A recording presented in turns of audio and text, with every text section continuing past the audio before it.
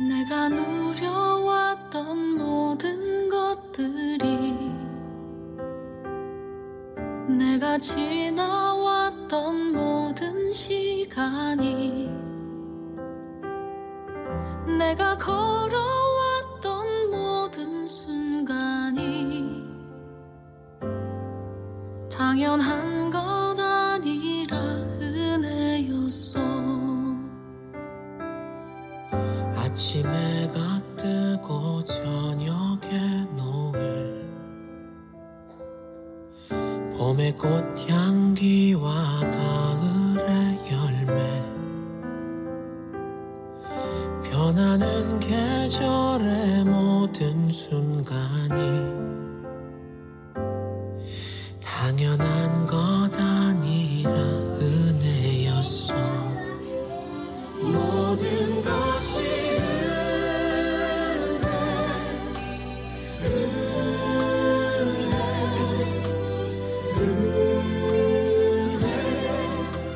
한없는 은혜, 내 삶에 당연한 건 하나도 없었던 것을, 모든 것이 은혜였어.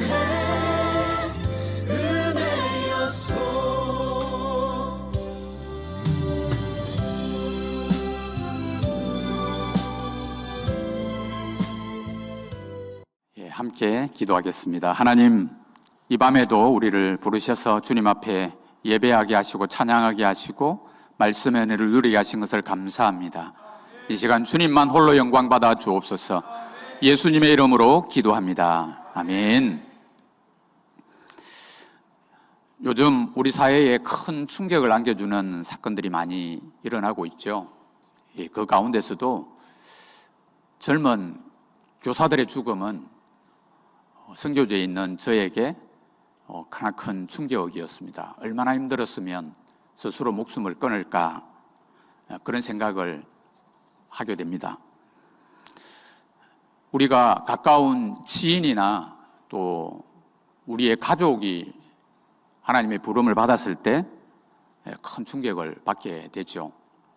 혹 그것이 갑작스러운 죽음이면 더더욱 아마 그럴 것입니다. 저도 선교지에 있으면서 이런 경험을 해본 적이 있습니다. 선교지로 나가고 나서 얼마 지나지 않았을 때인데, 한국에서 함께 사역하던 목사님 한 분이 부산의 모 교회로 부임을 하고 담임 목사로 청병을 받아서 간 후에 열심히 1년 동안 사역을 하시다가 1년 만에 그 젊은 나이에 부름을 받았습니다.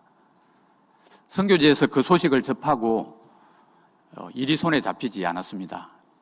정말 몇날 며칠을 마음이 쿵쾅쿵쾅하고 제대로 이렇게 안정을 할 수가 없어서 힘들었던 그런 기억이 있습니다.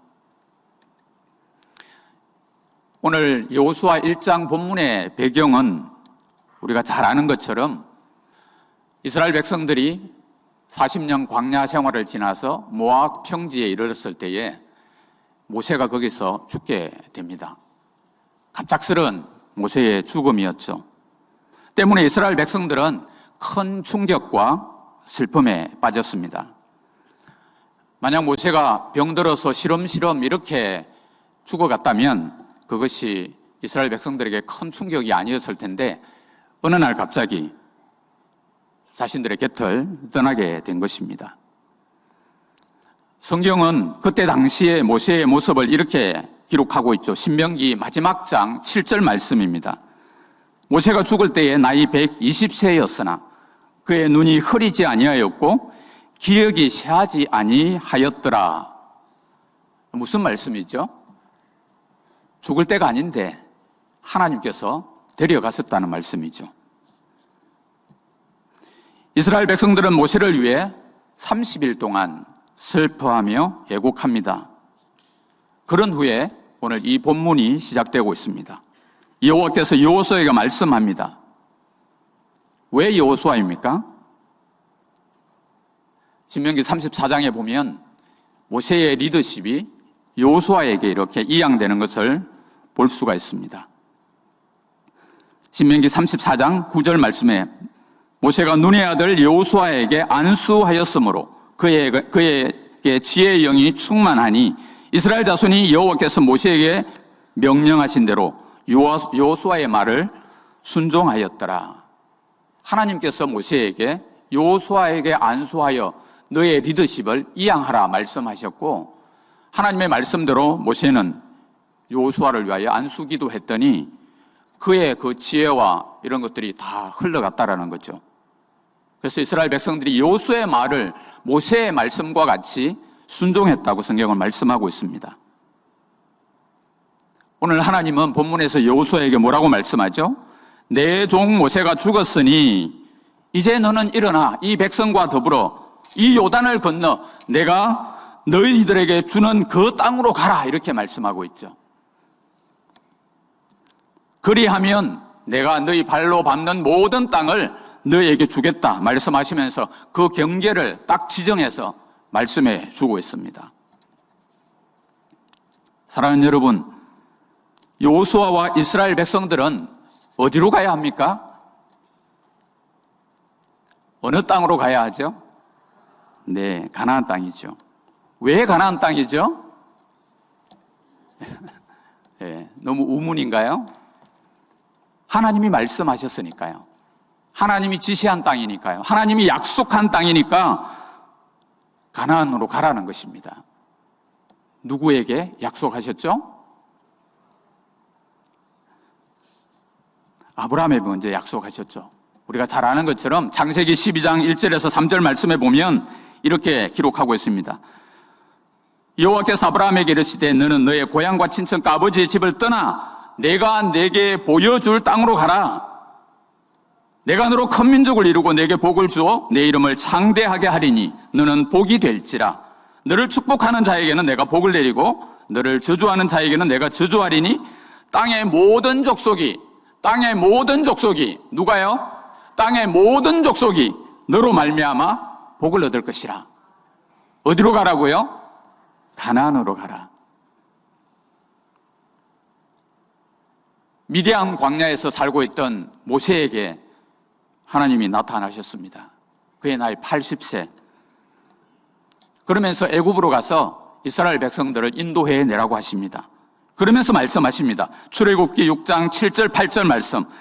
너희를 내 백성으로 삼고 나는 너희의 하나님이 되리니 나는 애굽 사람의 무거운 짐 밑에서 너희를 빼낸 너희의 하나님 여호와인 줄 너희가 알지라. 내가 아브라함과 이삭과 야곱에게 주기로 맹세한 땅으로 너희를 인도하고 그 땅을 너희에게 주어 기업을 삼게 하리라. 나는 여호와라. 이렇게 말씀하고 있습니다. 아브라함에게 약속하신 그 땅, 그것을 모세너를 통해서 이스라엘 백성들에게 주겠다라고 말씀하셨습니다.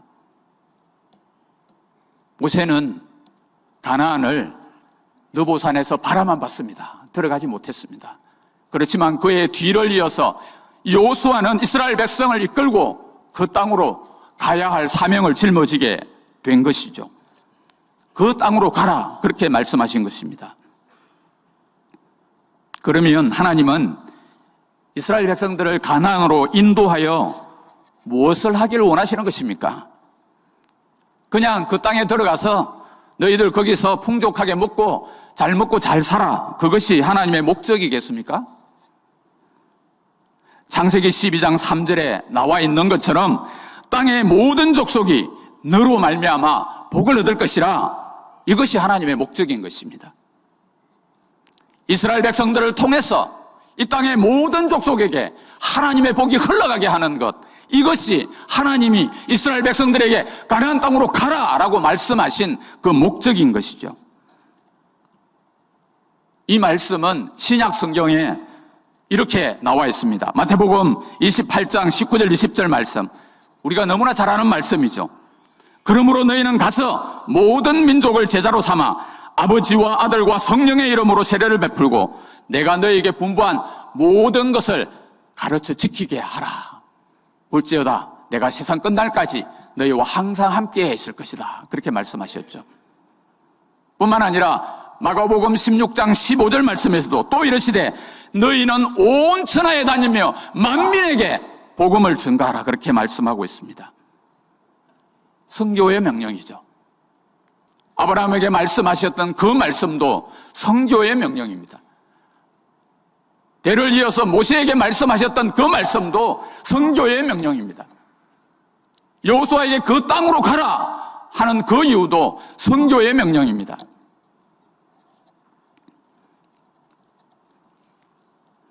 저는 대학을 졸업하고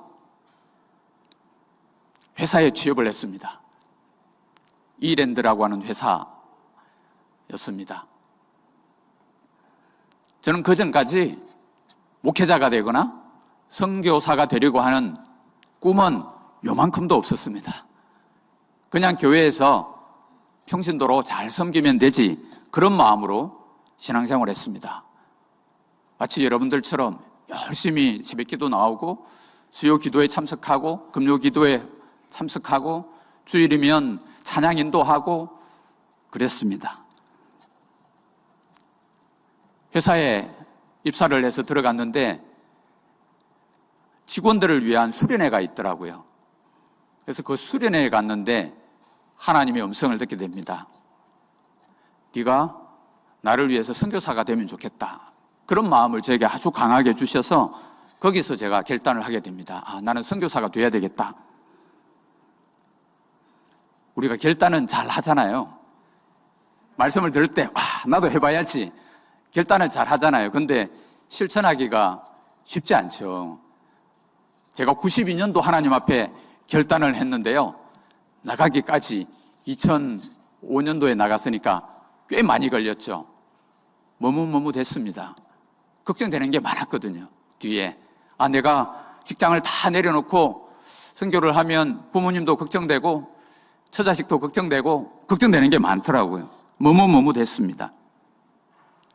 그런데 하나님께서 결단하는 순간을 주셨습니다. 결단하고 하나님 앞에 기도하고 신학교에 가게 됐죠. 그리고 신학교 3년 다니면서 하나님 앞에 기도합니다. 하나님, 제가 어디를 갈까요? 저는 신학교 들어갈 때부터 하나님 앞에 선교하기로 헌신할 때부터 중국이었습니다. 사실은 하나님께 물어보지 않았어요. 저는 중국 가고 싶어요. 왜냐하면 전공이 중국어여서 중국 외에는 한 번도 생각해 본 적이 없었습니다. 그래서 그냥 선교하면 내가 하나님의 뜻을 따라 선교사로 나간다면 당연히 중국이라고 생각을 했습니다.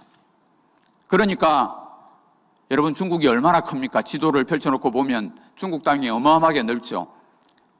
어디로 가야 될지 모르겠더라고요. 중국으로 가야 되기는 가야 되는데 어디를 가야 될지 모르겠어요.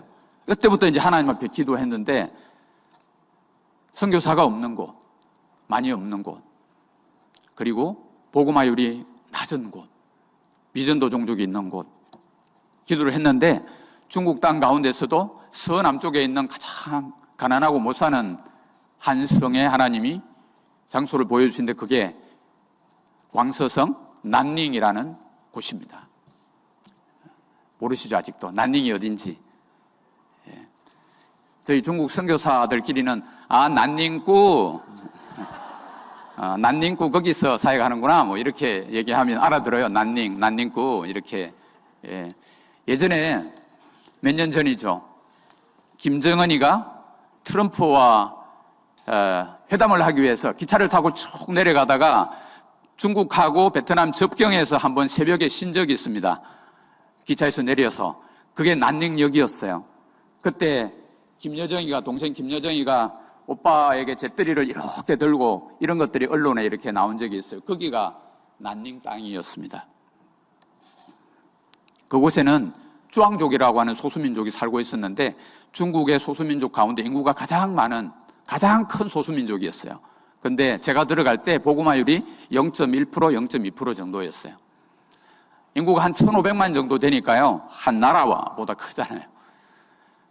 그 종족을 위해서 기도하며 사역을 했습니다. 교회를 개척하고 사역자를 훈련하는 일들을 했습니다. 그런데 2018년에 문제가 생겼습니다. 9월이 되었는데 옆에 함께 사역을 하던 선교사님 몇 가정이 체포를 당하고 추방을 당했습니다.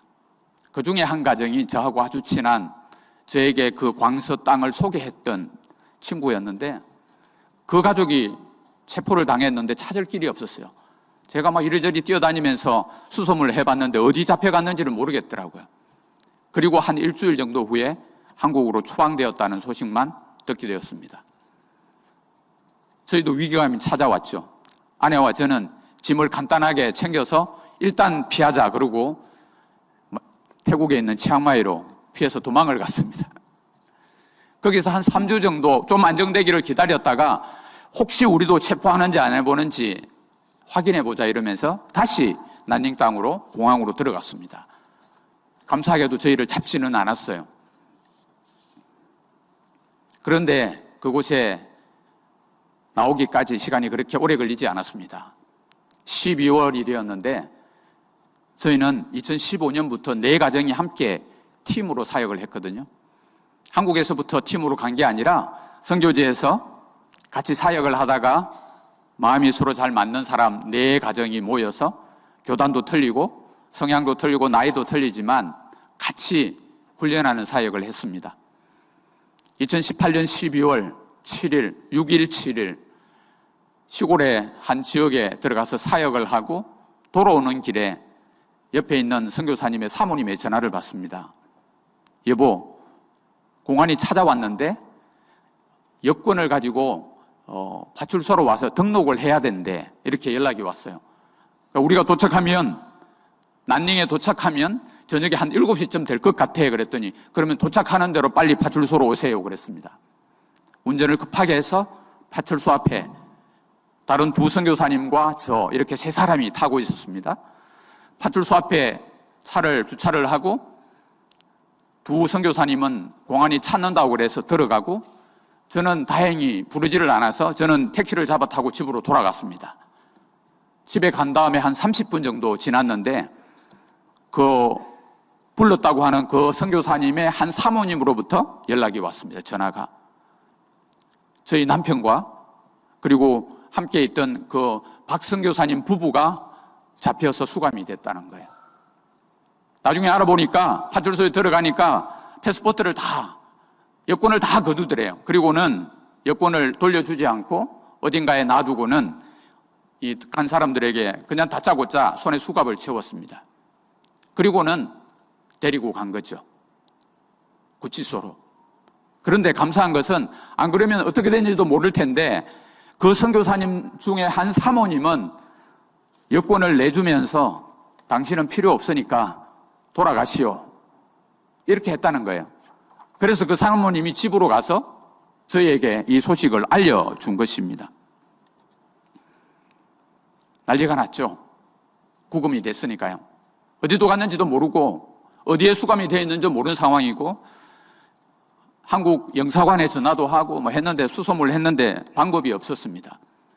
결국 이 가정들은 열흘 동안 그 구치소 안에 수감이 되어 있다가 한국으로 그대로 추방을 당했습니다. 짐도 제대로 챙길 수 없었어요. 저희 가정도 어쩔 수 없이 짐을 챙겨서 한국으로 나올 수밖에 없었습니다. 왜냐하면 그 전에 몇 번 저희 집을 공안들이 찾아와서 계속 저희의 동태를 살피고 했었기 때문에 더 이상 거기서 사역하기는 어렵다는 판단 때문에 철수를 할 수밖에 없었습니다. 한국에 나온 저희들은 혼란스러울 수밖에 없었죠. 하나님께서 나를 부르시고 내가 기도할 때 하나님이 가라고 한 곳이 광서선 낭닝 땅 쭈앙족이었는데 한국에 다시 나와서 이제는 들어갈 수 없는 상황이 되니까 마음이 참 힘들고 혼란스러웠습니다. 그런데 하나님께서 생각나게 하신 것이 무엇인지 아십니까? 오늘 여러분들에게 들려드렸던 그 말씀들입니다. 창세기 12장 말씀, 마가복음 16장 15장 말씀, 마태복음 28장 말씀. 하나님은 우리에게 말씀하시기를 이산재 선교사 너 쭈앙족에게만 복음을 전해 라고 말씀하신 적이 한 번도 없었습니다. 하나님은 누구에게 말씀을 전하라고요? 복음을 전하라고요? 모든 민족에게. 그렇지만 우리는 시선이 너무 좁아서 하나만 보는 거죠. 하나만. 이것만. 그게 단 줄 알죠. 저도 그렇게 살았던 것 같습니다. 그런데 하나님께서 열방을 보라고 하시고 만민을 보라고 하셨습니다. 그래서 네 가정이 함께 기도를 했는데 네 가정이 한 마음으로 모두어진 그곳이 바로 말레이시아 쿠알라룸푸르였습니다. 네 가정이 다 중국에서 나와서 함께 말레이시아 쿠알라룸푸르로 들어가서 사역을 하게 된 것입니다. 지금도 함께 사역을 하고 있습니다.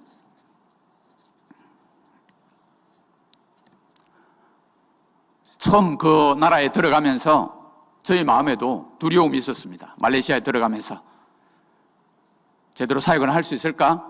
잘 적응할 수 있을까? 왜냐하면 14년 동안 그곳에 이미 다 적응되어 있고 언어도 다 되고 뭐 여러 가지 사역도 다 열려 있고 한데 그 모든 거 다 내려놓고 완전히 제로인 그 말레이시아 땅에 들어갈 때에 제 마음 가운데도 두려움이 있었습니다. 내가 할 수 있을까? 50대 중반이 넘었는데 여러분 여호수아의 마음도 한번 생각해 보자고요.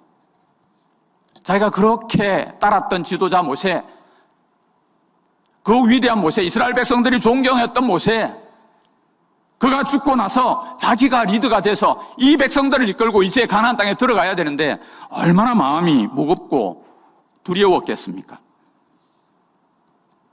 망설이는 마음이 있었겠죠. 그러니까 하나님께서 여호수아에게 말씀하는 것입니다. 이 백성들과 더불어 일어나 이 요단을 건너 내가 너에게 주는 그 땅으로 가라. 그러면 너희가 밟는 그 땅을 다 주겠다는 것 아닙니까? 여러분 여호수아에게 가장 필요했던 게 무엇일까요? 하나님에 대한 믿음. 모세와 함께 하셨던 하나님께서 나와 함께 할 것이라고 하는 믿음. 그 믿음이 있으면 여호수아는 담대하게 나갈 수 있는 것입니다. 그런데 하나님은 참 친절하시죠? 우리가 여호수아 1장을 읽어보면 하나님께서 흔들리는 여호수아의 마음을 너무 잘 아셨어요. 그래서 계속 말씀합니다. 6절 말씀에도 강하고 담대하라 이렇게 말씀하시고 또 7절에서 오직 강하고 극히 담대하여 말씀하시고 9절 말씀에도 내가 내게 명령한 것이 아니냐 강하고 담대하라 이렇게 말씀하시죠. 계속 여호수아에게 말씀하시고 격려하시고 용기를 주시는 것입니다. 여호수아는 사실 하나님에 대한 믿음이 있었습니다. 신뢰가 있었습니다. 대표적인 사건이 가데스 바네아에서 정탐꾼으로 갔을 때의 사건이죠. 모세는 가데스 바네아에 도착했을 때 12명을 뽑아서 가나안에 먼저 가서 40일간 정탐하게 하죠. 그리고 돌아와서 보고를 합니다. 앞에 10명이 다 부정적 보고를 합니다. 야, 그 땅은 너무 아름답고 좋습니다. 그러나 그 땅에 사는 백성들이 너무나 장대하고 너무나 커 보이고 우리는 메뚜기 같이 아주 작아 보여서 들어갈 수 없을 것 같아요. 이런 보고였어요. 모든 이스라엘 백성들이 어떻게 했습니까? 마음이 녹아내리는 거죠. 꿈을 안고 출애굽하여 나왔는데 그 땅에 못 들어간다는 겁니다. 그때 여호수아와 갈렙은 정반대의 얘기를 합니다. 똑같은 것을 보고 왔습니다. 정반대의 얘기를 하죠. 들어갈 수 있다.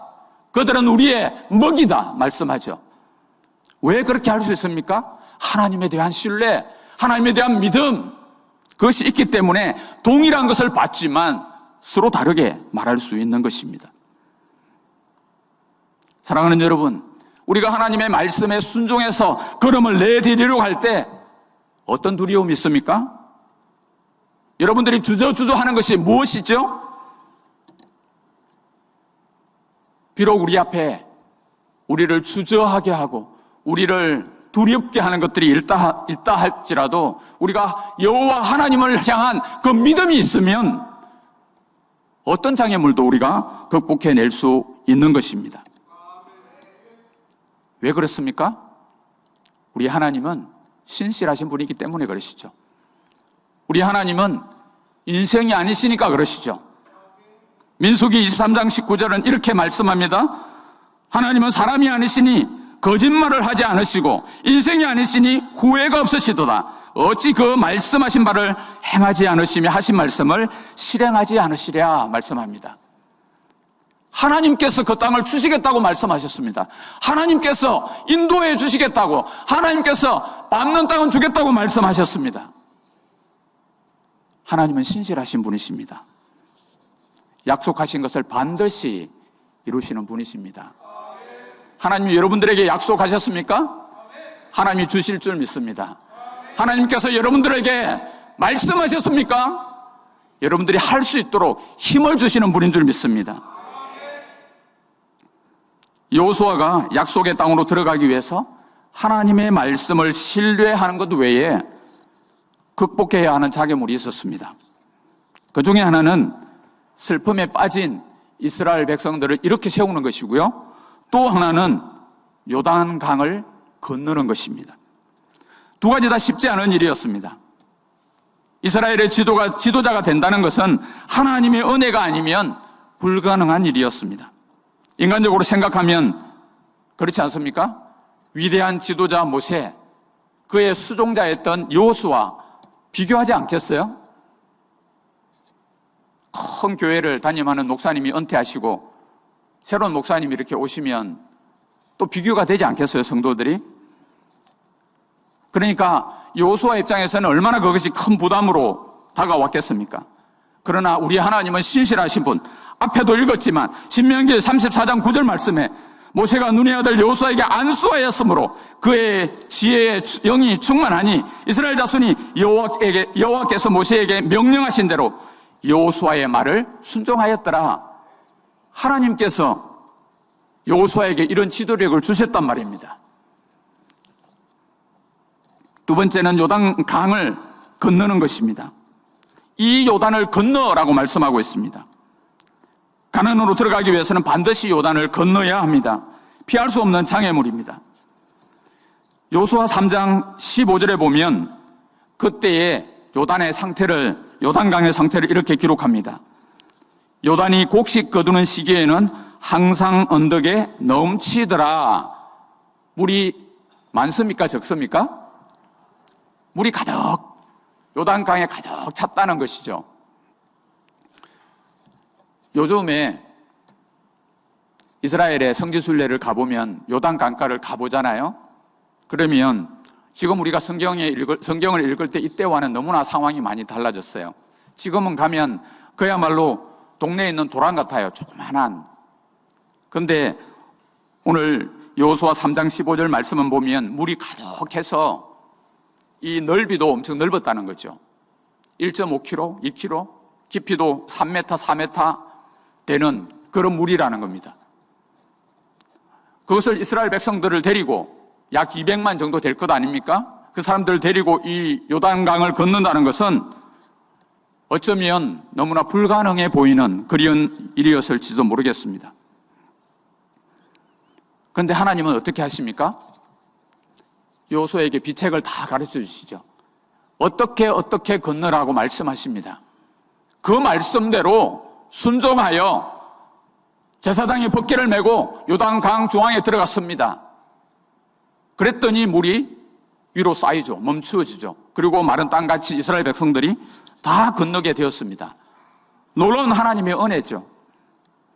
여러분, 우리는 어려움을 만나면 인간적인 방법을 강구할 때가 얼마나 많은지 모릅니다. 인간적인 방법에는 늘 한계가 있게 마련이죠. 그러나 하나님의 방법은 완전하고 철저합니다. 때문에 우리는 문제 앞에서 나의 방법을 강구하는 것이 아니라 하나님의 방법을 구하는 그런 저와 여러분들이 되기를 바랍니다.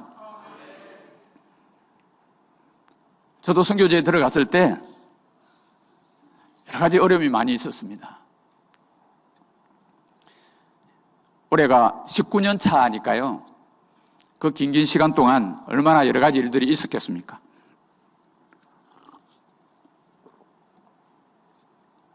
선교지에 들어간 지 1년 만에 신장이 다 망가졌습니다. 가장 좋은 병원 신촌에 있는 세브란스 큰 병원에 가서 진단을 하니까 투석을 안 하면 못 산다라고 했습니다. 선교제에 나 선교를 해야 되는데 투석을 하면 선교제에 나가서 선교를 할 수 있겠습니까? 불가능한 일이죠. 너무나 불가능해 보였습니다. 선교제에 나가서 선교도 못 해봤는데 언어 공부 조금 하다가 심장이 다 망가져서 한국에 들어왔으니까 제 마음에 좌절과 절망이 찾아왔습니다.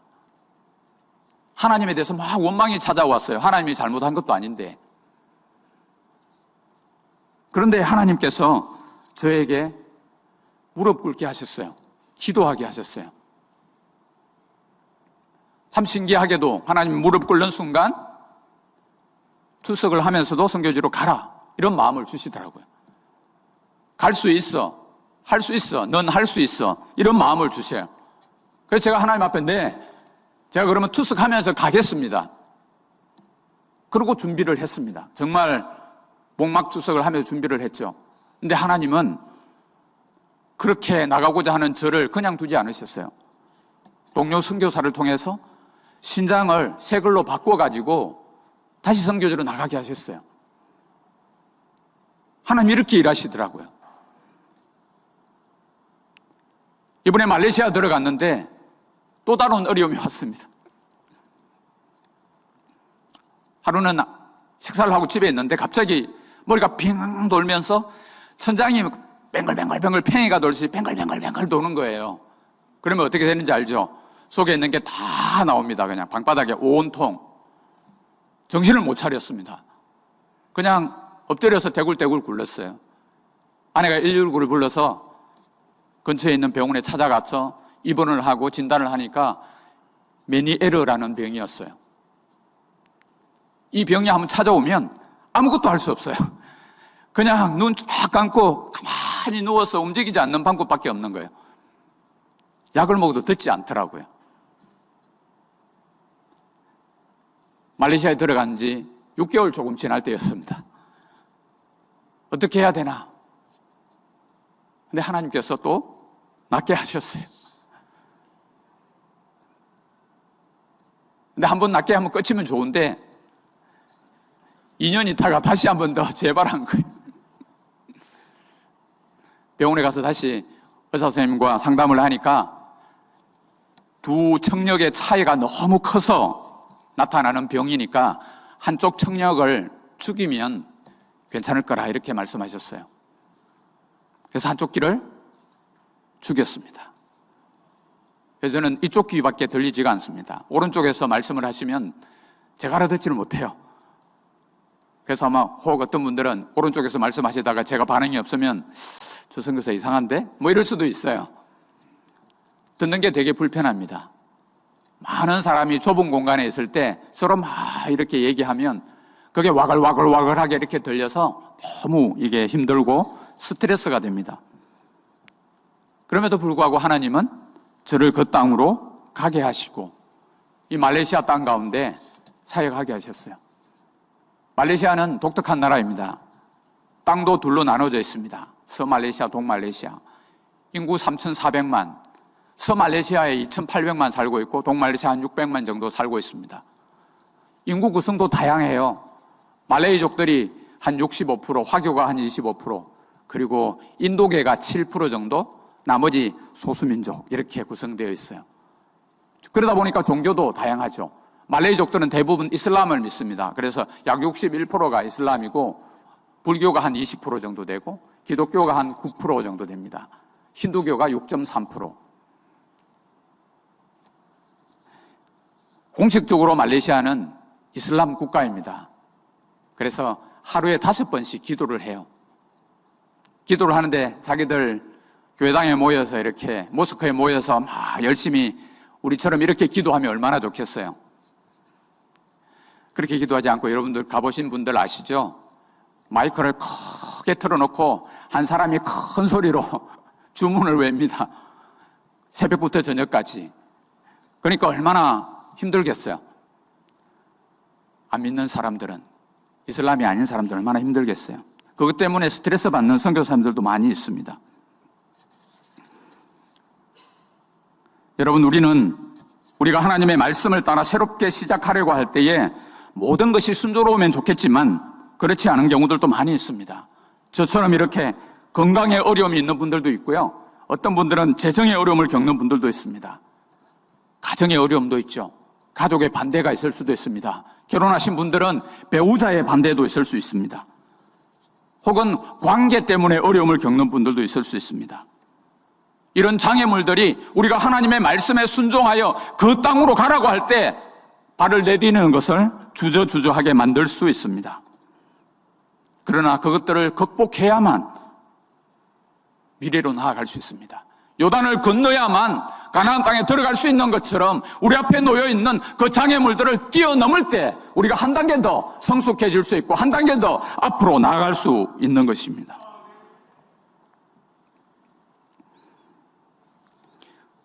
무슬림 국가니까 말레이시아는 선교하기 참 힘들겠다 그런 생각이 드시죠, 그죠? 그래도 감사한 것은 말레이시아 국가가 무슬림 국가이지만 타 민족에 대해서, 타 종교에 대해서 허용하고 있다는 거예요. 화교들이 교회를 하는 것, 인도계가 교회를 하는 것, 힌두교를 믿는 것 다 허용한다는 거예요. 그래서 그 사람들에게 복음을 전하고 그 사람들과 예배를 드리고 그 사람들과 성경 공부하고 하는 것들은 터치하지 않아서 그래도 비교적 자유롭게 사역을 할 수 있습니다. 참 감사한 일이죠. 사랑하는 여러분, 우리는 어디로 가야 합니까?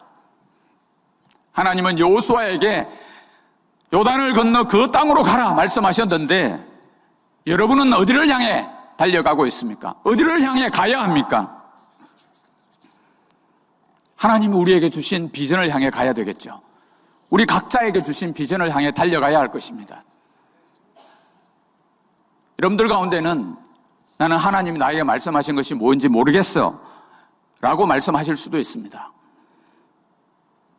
그것을 위해서 기도해야 되겠죠. 혹 어떤 분은 가정사역에 대해서 말씀하신 분도 있을 것이에요. 가정에 믿지 않는 가족들을 위해서 기도하라고 말씀하신 분도 있을 것입니다. 직장을 보여주신 분도 있을 것입니다. 여러분들의 이웃, 눈을 열어서 보면 우리 주위에 와 있는 수많은 외국인 근로자들, 비행기 타고 외국으로 나가지 않아도 우리 문 밖에 있는 그 사람들, 직접 찾아온 그 사람들, 우리가 조금만 관심을 가지면 그들에게 접근할 수 있는 것이죠. 우리 모두가 선교지로 나갈 필요가 없는 것이죠. 여러분들 가운데 선교에 부르심이 있는 분들은 저처럼 직장을 다니다가 내려놓고 갈 수 있죠. 그렇다고 모든 사람이 그렇게 해야 되는 것은 아니죠. 우리가 서 있는 그곳, 우리의 가정, 우리의 직장, 우리의 사업터, 그 가운데서 내가 하나님의 사람으로 선교사적인 삶을 사는 것, 그것 또한 선교인 것입니다. 하나님은 여호수아에게 내가 그들 곧 이스라엘 자손에게 주는 그 땅으로 가라 이렇게 말씀하시면서 약속을 주시고 있습니다. 약속. 3절 4절 한번 보십시오. 여호수아 1장 3절 4절 같이 읽겠습니다. 시작. 내가 모세에게 말한 바와 같이 너희 발바닥으로 밟는 곳은 모두 내가 너희에게 주었노니 곧 광야와 이 레바논에서부터 큰 강 곧 유브라데 강까지 헷 족속의 온 땅과 또 해지는 쪽 대까지 너희의 영토가 되리라. 아멘. 경계를 딱 정해서 여기까지 너희 땅이다 라고 말씀하는 거예요. 내가 이걸 너에게 오늘 본문 표현을 보면 줄 것이니 들어가 이게 아니라 주었노니 말하고 있습니다. 하나님이 약속으로 벌써 이것을 주었다라고 말씀하고 있습니다. 한국에 아이폰 15가 나왔습니까? 출시가 되었어요? 예, 청년들이 많으니까 이런 예화를 한번 들어보겠습니다.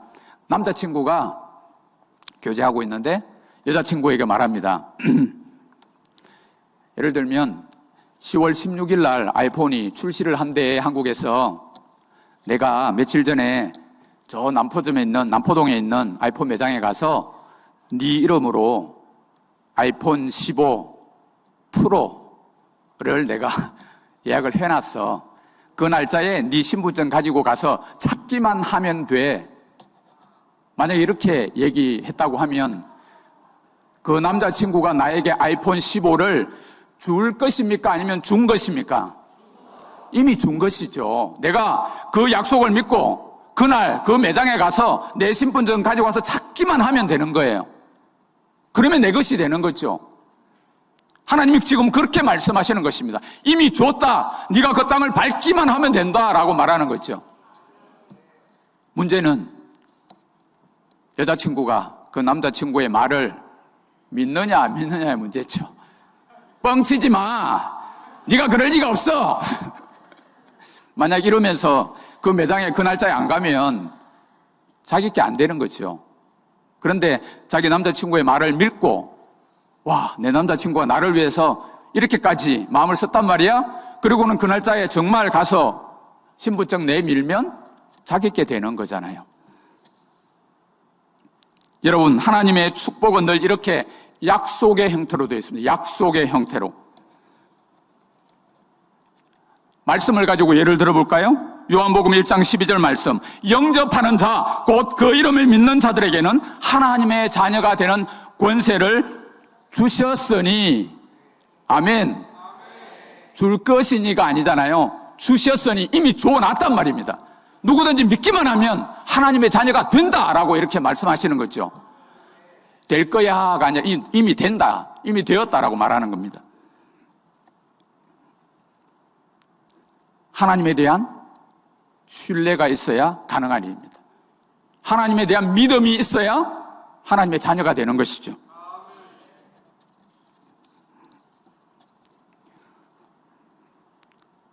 제가 신장이 망가졌을 때 8월 16일이었는데 기도실에 들어가서 시편 16편을 딱 펼쳐드렸습니다. 하루 한 잔씩 하나님의 말씀을 묵상하면서 기도했는데 그 첫날에 하나님께서 저에게 주셨던 약속의 말씀이 이거였어요. 시편 16편 5절 6절 말씀. 여호와는 나의 산업과 나의 잔의 소득이시니 나의 분깃을 지키시나이다. 내게 줄로 재어준 구역은 아름다운 곳에 있음이요 나의 기업이 실로 아름답도다. 이 다윗의 시편인데요. 다윗은 이렇게 하나님 앞에 고백하고 있는 것입니다. 이 고백이 마치 하나님께서 그때 그 힘든 상황 가운데 있는 저에게 주시는 위로의 말씀 같았습니다. 내게 줄로 재어준 구역은 아름다운 곳이 있다. 마치 오늘 여호수아에게 하나님께서 줄로 재어준 것처럼 너희가 들어가서 밟는 그 땅은 너에게 벌써 주었다라고 말씀하시는 것처럼 나에게도 그런 땅이 있다라고 말씀하시는 것 같았습니다. 그 말씀 믿고 들어갔을 때 하나님께서 함께 팀으로 사역할 수 있는 그런 팀 사역의 길을 열어주셨습니다. 이번에도 하나님의 말씀을 믿고 귀가 이렇게 들리지 않는 그런 상황 가운데 있지만 들어갔을 때에 하나님께서 사역의 문들을 열어주셨어요. 여러분, 코로나 가운데 얼마나 힘들었습니까? 오늘 와서 목사님 말씀을 들으니까 여러분들은 또 막 소그룹으로 또 그때 열심히 모이고 했다고 하더라고요. 말레이시아도 한국 못지않게 아주 엄격하게 관리를 했습니다. 집안에만 갇혀서 거의 2년 반을 살아야 했어요. 아무것도 할 수 없는, 사람을 접촉해야 뭐 선교를 하든지 말든지 하는데 사람을 만날 수도 없고 접촉할 수 없으니까 아무것도 할 수 없잖아요. 아무것도 못할 것 같았어요. 그런데 여러분, 요즘 세상이 어떤 세상입니까? 줌이라고 하는 세상이 코로나를 통해서 확 열렸잖아요. 줌을 통해서 중국에 있는 형제 자매들과 줌으로 사역하고 줌을 통해서 세계 어느 곳에 있는 사람이든지 함께 말씀을 나눌 수 있는 그런 시간들이 열렸습니다. 거의 2년 가까이 카이로스라고 하는 선교 훈련을 이 줌을 통해서 할 수 있었습니다. 그리고 코로나가 어느 정도 잠잠하고 하나님 앞에 기도할 때에 하나님께서 화교교회 하나를 연결시켜 주셨어요. 여러분들처럼 이렇게 큰 교회가 아닙니다. 교회당도 아주 초라하고 조그만한 교회예요. 한 5, 60명 정도 주일날, 많이 올 때야 한 80명 정도 오는 이런 교회인데요. 그 교회에 저희들이 나가서 섬기게 됐습니다. 물론 거기에 책임을 지시는 담임 목사님이 계시죠. 그 교회 처음 갔을 때에 하나님께서 저희 가정에 간증을 하게 하셔서 15분간 간증을 좀 해줄 수 있느냐 말씀하셨어요. 제가 준비를 해서 간증을 했습니다. 간증이 끝나고 나니까 같이 식사를 하면서 목사님이 설교를 주일날 주일 설교를 해달라고 또 말씀하시더라고요. 그래서 또 열심히 또 준비해서 주일 설교를 마쳤습니다. 주일 설교를 또 마치고 나니까 우리 교회 성도들을 말씀으로 좀 훈련을 시켜달라 말씀을 하셨어요. 그래서 제가 중국에서 늘 사용하던 셰플드 라이프, 소목자 혹은 Theological Education by Extension이라고 하는 선교지에 있는 사람들을 위해서 쓰여진 이 2년 과정의 이 훈련입니다. 그 훈련을 그 교회에서 시작을 하게 됐어요. 성도들만 올 줄 알았는데 담임 목사님과 사모님이 등록을 해가지고 들어오신 거예요.